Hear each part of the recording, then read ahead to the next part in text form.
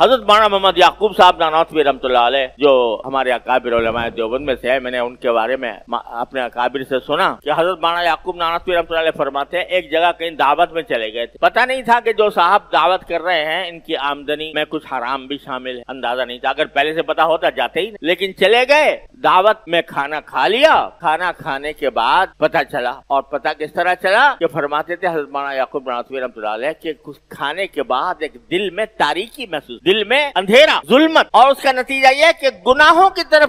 طبیعت راغب ہوتی۔ اب اتنا بڑا عالم، اتنا بڑا ولی اللہ، اس کو وہ کہتے ہیں میرے بار بار دل میں گناہ کی رغبت پیدا ہوتی، گناہ کی طرف میلان پیدا ہوتا، کس وجہ سے کہ وہ لقمہ کہیں حرام کا چلا گیا، حرام آمدنی کا چلا گیا، اگرچہ نادانی میں چلا گیا، پتہ نہیں تھا، لیکن پھر بھی اس حرام لقمے کی ظلمت اتنی تھی کہ بار بار گناہ کا تقاضا پیدا ہوتا۔ یہ ظلمت ہوتی ہے حرام کھانے کی ظلمت یہ ہوتی ہے پہلی بات کہ دل میں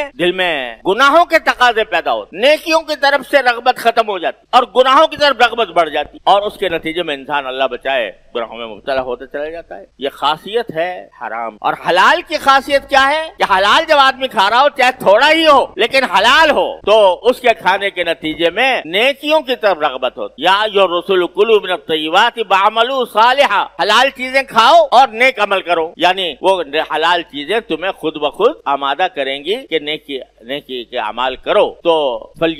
پہلی بات تو یہ ہے کہ بھائی کم از کم اپنے غذا کو تو حرام سے بچا لو، اپنے کھانے کو، اپنے پینے کو، اپنی زندگی کو، جس چیز سے تمہارا جسم نشو و نما پا رہا ہے، جس چیز سے تمہارے جسم میں اضافہ ہو رہا ہے، وہ کم از کم حلال کی ہو، تو پھر مانگو، اور پھر مانگنے کے بعد اللہ تعالیٰ فرماتے ہیں کہ میں قبول کروں گا۔ اب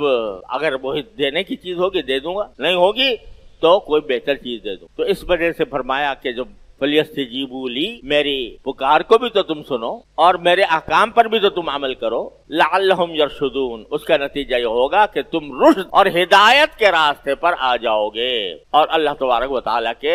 انعامات کے مورد بنو گے۔